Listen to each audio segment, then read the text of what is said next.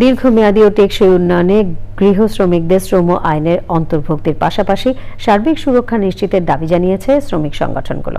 রাজধানীতে গৃহকর্মীদের অধিকারের জন্য অ্যাডভোকেসি এবং ক্ষমতায়ন উদ্যোগ শীর্ষক সংলাপে ILO কনভেনশনের অনুসমর্থনেও গুরুত্ব আরোপ করেন বক্তারা। আজকে যারা এখানে আছি তারা কয়জন সচেতন? আমরা নিজেদের বাসায় কি যে কথাগুলো বলছি সেগুলো আসলে আমরা করি কিনা? গৃহ শ্রমিকরা শ্রমিক হিসাবে শ্রম আইনে যাবে, এটা একটা। আরেকটা আমরা বলছি যে ILO কনভেনশন 189 এটা রেকটিফাই আমাদের করতে হবে।